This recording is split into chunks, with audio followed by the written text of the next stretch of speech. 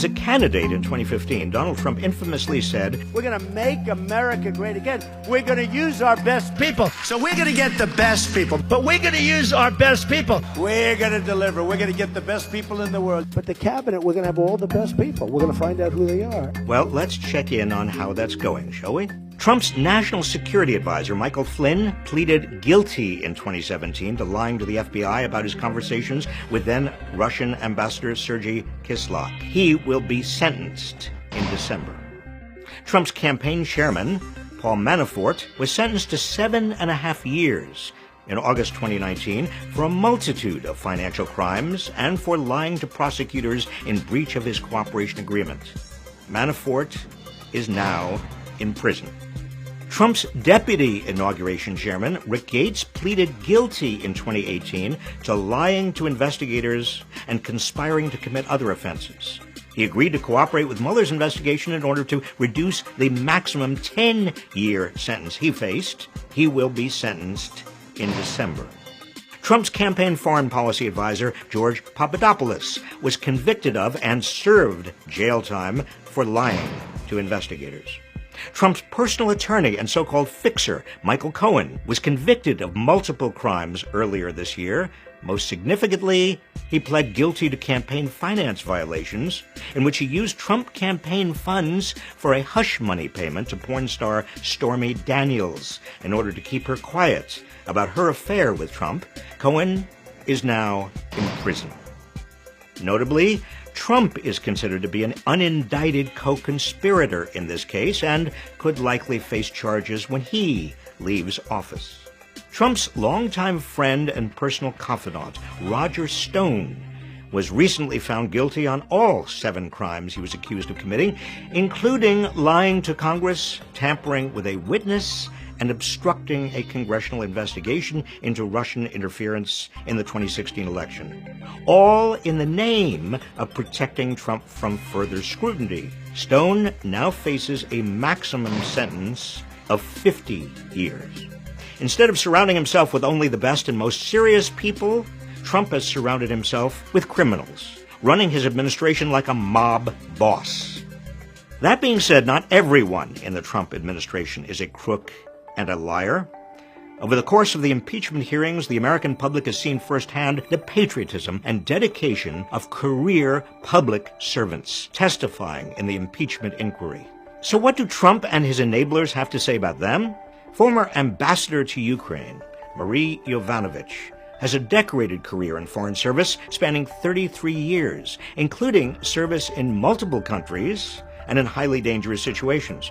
During her testimony, Trump tweeted that, quote, "Everywhere Marie Yovanovitch went turned bad," unquote. And then he blamed her for a civil war in Somalia that started before she was even posted there. Lieutenant Colonel Alexander Vindman is a decorated Iraq War veteran with a Purple Heart. During his testimony, the official White House Twitter account tweeted out a direct attack on him, saying Vindman's former boss had concerns about his judgment. Previously, after Vindman testified behind closed doors, Fox News launched a series of attacks against him, accusing him of having dual loyalties. We also know he was born in the Soviet Union, immigrated with his family, young. He tends to feel simpatico with the Ukraine. Here we have a U.S. national security official who is advising Ukraine while working inside the White House, apparently against the president's interest, and usually they spoke in English. Isn't that kind of an interesting angle on this story?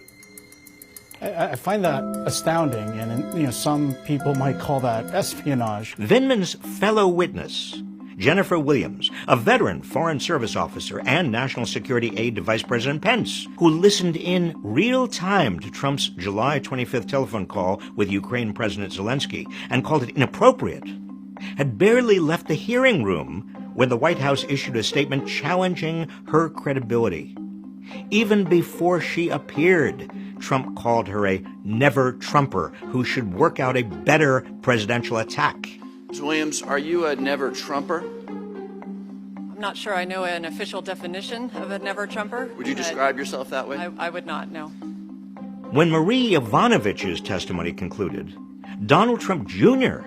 took to Twitter to attack her and the previous two witnesses, acting ambassador to Ukraine William B. Taylor Jr. and top State Department official George Kent as, quote, career government bureaucrats and nothing more. And in the same tweet, he claimed that America hired Donald Trump to fire people like the first three witnesses we've seen. When David Holmes, a top aide to the U.S. Embassy in Kiev, told lawmakers that he heard Trump ask Ambassador Gordon Sondland whether Zelensky is, quote, gonna do the investigation, unquote, Trump tweeted that it's impossible to hear a private phone conversation.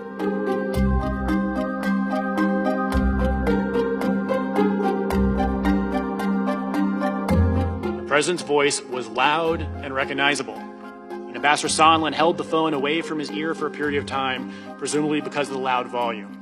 Trump and his enablers have launched attacks on these honorable career diplomats because they can't fathom that anyone would put America over their own personal interests and follow their conscience to do what is right.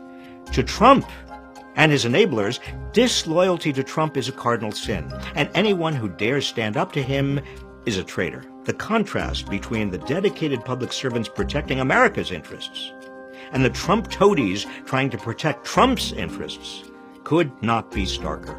The laundry list of convictions and guilty pleas should serve as a warning to those who still pledge their loyalty to Donald Trump rather than to the United States. When you serve a man who operates with lies, deceit, and corruption, he will bring you down.